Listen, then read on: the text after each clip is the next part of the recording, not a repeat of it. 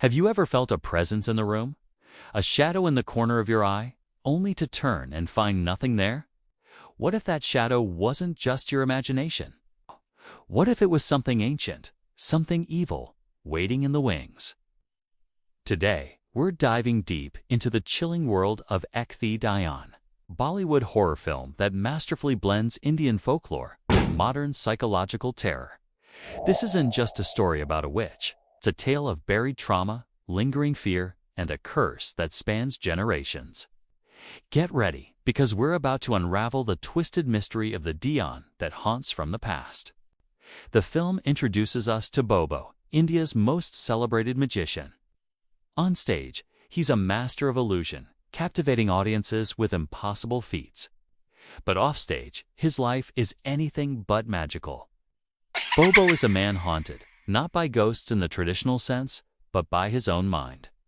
He suffers from debilitating hallucinations, visions so real they threaten to shatter his sanity and his career.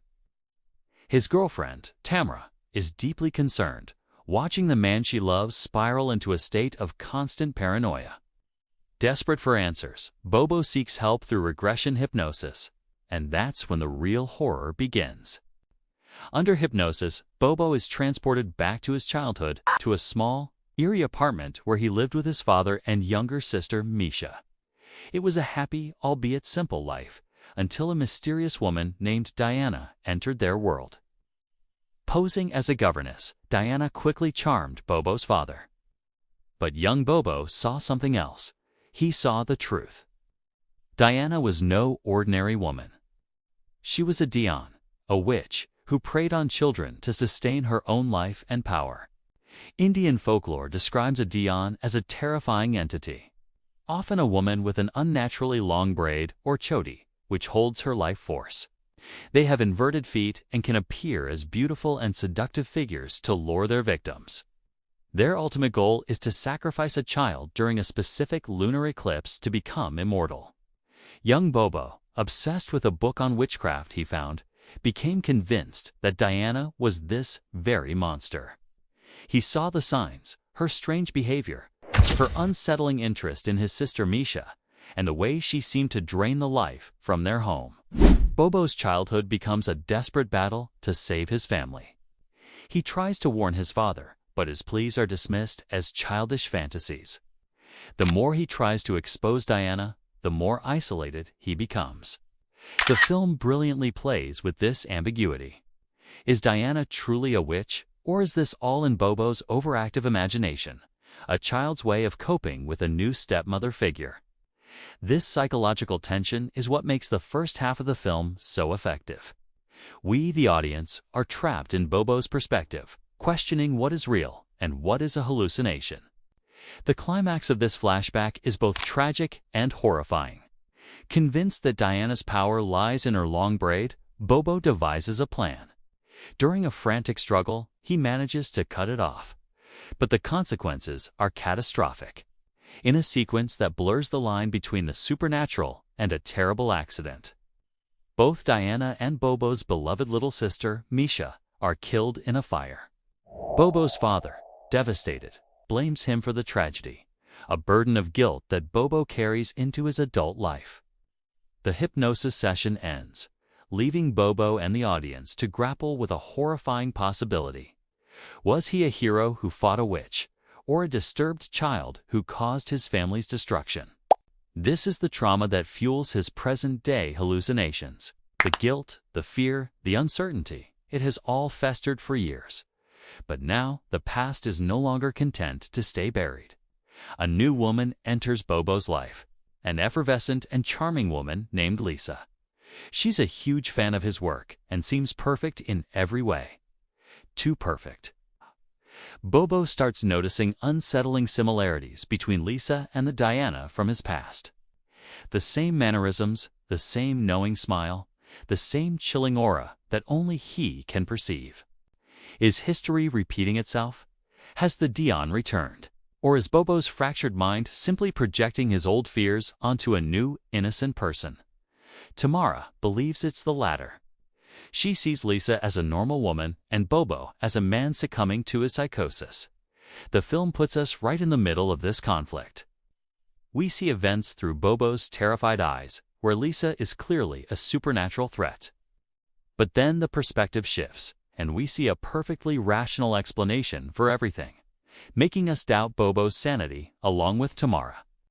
The terror escalates when Bobo and Tamara decide to adopt a child, a young boy named Zubin. Suddenly, the stakes are higher than ever. Bobo is convinced that the Daayan, now in the form of Lisa, is targeting Zubin for the same sacrificial ritual that he prevented as a child. The lunar eclipse is approaching again, and Bobo finds himself in a desperate race against time, a mirror image of his childhood nightmare. But this time, he isn't just a child with a book of spells. He's a man fighting for his new family and his own soul. He tries to warn Tamara, but his frantic claims only push her further away, right into Lisa's seemingly comforting arms. Lisa masterfully manipulates the situation, painting Bobo as unstable and dangerous, isolating him just as Diana did with his father years ago. It's a brilliant psychological game. The Daayan doesn't just use supernatural powers. Her greatest weapon is doubt, turning loved ones against each other, twisting reality until her victim is left completely alone and helpless. The final act takes us back to where it all began, Bobo's old apartment building. He realizes the Daayan is not just one entity, but a spirit that can possess others. It wasn't just Diana, and it isn't just Lisa. The witch's spirit has been lurking in the shadows of the building, waiting for its chance. The film reveals that the Daayan's true power source is hidden deep within the building's elevator shaft, a literal descent into hell. In a terrifying and action-packed climax, Bobo must confront the witch in her lair. He's no longer just a magician performing tricks. He's a warrior using his knowledge of illusion and deception to fight a real monster. He has to save Zubin, protect Tamara, and finally, once and for all, destroy the entity that has haunted his entire life. The final confrontation is not just a physical battle, but a psychological one. Bobo must overcome the guilt and fear that have crippled him for 2 decades. He has to accept the truth of what happened in his childhood and find the strength to face the same evil again. In the end, Bobo uses his skills as an illusionist to trick and trap the Daayan, leading to her ultimate destruction. The curse is finally broken. Or is it? The film leaves us with a chilling final shot, a subtle hint that evil is never truly gone. It simply waits for its next opportunity. A new host, a new victim. So, what makes Thi Daayan so compelling? It's the way it taps into our deepest fears. The fear of the unknown, the fear of losing our minds, and the fear that those closest to us might not be who they seem. The Daayan is a terrifying monster, not just because of her supernatural powers, but because she represents a deeply personal kind of horror. She is the dark secret from your past, the trauma you can't escape, the doubt that eats away at your certainty. The film serves as a powerful metaphor for how unresolved childhood trauma can manifest and destroy our adult lives. Bobo's hallucinations aren't just supernatural attacks. They are the literal ghosts of his past, demanding to be acknowledged. He can't find peace until he confronts the source of his pain head-on. It's a story that reminds us that sometimes the most terrifying monsters are the ones we carry inside ourselves. Thi Daayan is a masterclass in psychological horror, blending Indian folklore with universal themes of guilt, memory, and madness. It forces us to ask ourselves, how much of what we fear is real, and how much is a projection of our own inner demons? The next time you see a shadow move, you might just wonder. Thanks so much for watching this breakdown with us. What did you think of the film?